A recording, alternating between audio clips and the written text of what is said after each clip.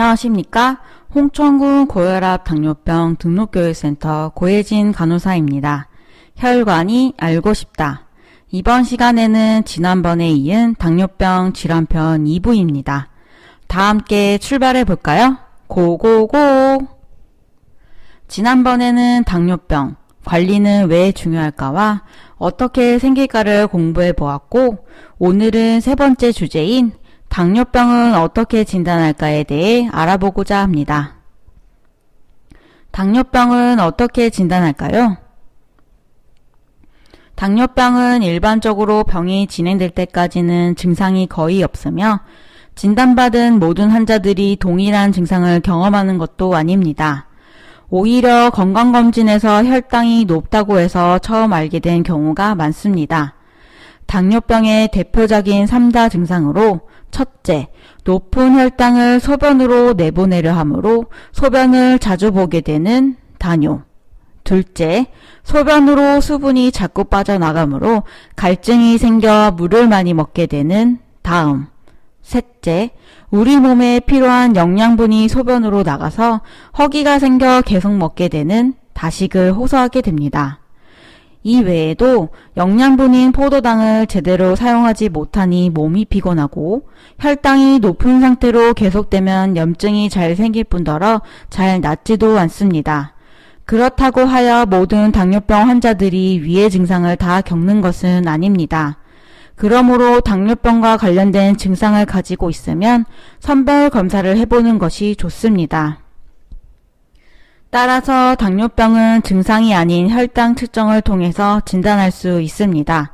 당뇨병의 진단 기준은 4가지로 볼 수 있는데요. 8시간 이상 공복 상태에서 혈당 수치가 126 이상이거나 병원에서 준비한 포도당 75g이 함유된 검사용 음료수를 마신 뒤 2시간 후에 혈당 수치 200 이상인 경우 당뇨병으로 진단하게 됩니다. 또한 3개월 평균 당 검사인 당화혈색소 수치가 6.5% 이상이거나 앞서 설명한 다음 다뇨 및 체중 감소의 증상이 있으면서 아무 때나 잰 혈당 수치 200 이상의 경우에도 당뇨병으로 진단받을 수 있습니다. 공복 혈당, 75g 경부 포도당 부하 검사, 그리고 당화혈색소 검사로 서로 다른 날 검사를 반복해서 확진해야 하지만 같은 날 동시에 2가지 이상의 검사에서 진단 기준을 충족한다면 바로 확진받을 수 있습니다.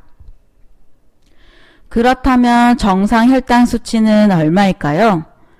정상 혈당은 최소 8시간 이상 음식을 섭취하지 않은 상태에서 실시하는 공복 혈당 포도당 검사가 100 미만일 경우이고 75g 경구 당부하 검사 후 2시간 혈당 포도당 검사는 140 미만일 때 해당됩니다. 당뇨병과 정상의 기준 사이로 수치가 나올 경우를 당뇨병 전 단계라고 하는데요. 이 경우 당뇨병 고위험군으로 분류해 당뇨병이 발생하지 않기 위해 계속 관리하여야 합니다. 진단검사에서 계속 소개되고 있는 당화혈색소. 과연 당화혈색소란 무엇일까요? 당화혈색소란 혈액 내에서 산소를 운반해주는 적혈구내의 혈색소가 어느 정도로 당화되었냐를 보는 검사이며 혈당 수치가 높아질수록 혈액 속에 더 많은 당분자들이 적혈구 세포에 정상보다 더 많이 들러붙게 되어 당화혈색소 수치는 올라가게 됩니다. 이 검사는 공복 여부와 상관없이 검사가 가능하고 지난 3개월 전후의 혈당 평균을 알아보는 데 사용되고 있습니다. 당화혈색소가 3개월 전후의 혈당 평균이라고 말씀드렸는데요. 평균 혈당 포도당을 비교하면 그림과 같습니다. 예를 들어 당화혈색소가 7%이다는 것은 3개월간의 환자 평균 혈당 포도당 농도가 154 정도였음을 10%이었다는 것은 평균 혈당 포도당 농도가 240이었음을 의미합니다. 당화혈색소는 적혈구의 수명 기간인 3개월 전후의 평균 혈당치를 반영하므로 당뇨병 환자가 여러 치료 방법에 의해 환자가 혈당 목표에 도달하고 있는지 혹은 목표에 도달된 후 잘 유지되고 있는지를 판단할 수 있는 좋은 방법입니다. 이번 시간에는 당뇨병의 증상과 진단 기준에 대해 알아봤습니다. 지금부터는 많은 분들이 궁금해하는 내용에 대해 묻고 답하는 시간을 갖도록 하겠는데요. 바로 이것이 궁금해요 시간입니다. 질문 들어보겠습니다. 혈당 수치가 좋아지면 약을 먹지 않아도 되나요? 당뇨병은 완치가 되지 않고 관리를 꾸준하게 해야 하는 질환이며 생활 습관을 바꾸고 체중 조절을 해야 합니다. 하지만 당뇨병의 유병기간이 짧고 복용하는 당뇨병 약이 저용량이라면 의사와 상의하에 약이나 인슐린을 중단하고 식사와 운동요법만으로 조절되는 정도의 수준으로 좋아지는 것은 가능합니다. 그러나 주의할 점은 이렇게 약을 중단하는 것이 당뇨병이 완치되었다는 것을 의미하는 것은 아닙니다. 운동과 식사요법을 잘 유지하지 못하는 경우에는 언제든지 혈당이 다시 오를 수 있어 정기적으로 진료를 받으면서 검사를 지속해야 합니다. 또한 검증되지 않은 매스컴의 광고를 통해서 당뇨병을 완치시킬 수 있다고 하면서 당뇨인들이나 그 가족을 현혹시키는 사례들이 있는데 반드시 의료진에게 내용을 확인하고 검증을 받는 것이 필요합니다. 그럼 약을 절대 끊으면 안 되는 경우는 언제일까요? 첫 번째, 당뇨병을 앓은 지 오래되어 췌장에서 인슐린이 나오지 않는 경우입니다. 이때에는 생활 습관을 바꿔도 혈당이 내려가지 않기 때문에 약을 중단하면 안 됩니다. 두 번째, 제1형 당뇨병 환자는 약을 끊으면 안 됩니다.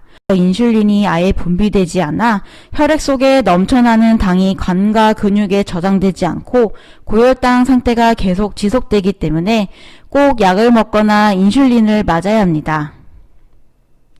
자, 지금까지 배운 내용을 토대로 한 오늘의 퀴즈 함께 맞춰볼까요? 다음 중 당뇨병 진단 기준은 어떤 것일까요? 1번 당화혈색소 6.5% 이상 2번 식후혈당 200 이상 3번 공복혈당 100 미만 4번 다뇨 다음 체중 감소와 임의혈당 수치 200 이상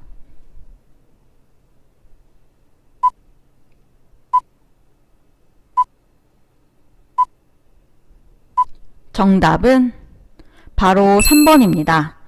앞서 설명드린 대로 당뇨병의 기준은 1번 당화혈색소 6.5% 이상 2번 식후혈당 200 이상 4번 다뇨 다음 체중 감소와 임의혈당 수치 200 이상이 당뇨병 진단 기준입니다. 정상 혈당 수치는 공복 혈당 100 미만이거나 식후 2시간 혈당 140 미만일 때 혈당 수치를 정상으로 봅니다. 오늘은 당뇨병의 증상과 진단 기준, 그리고 궁금증까지 알아보는 시간을 가져보았는데요. 다음 시간에는 당뇨병, 그냥 두면 어떤 문제가 생길까에 대해 알아보도록 하겠습니다. 여기는 홍천군 고혈압 당뇨병 등록교육센터입니다. 감사합니다.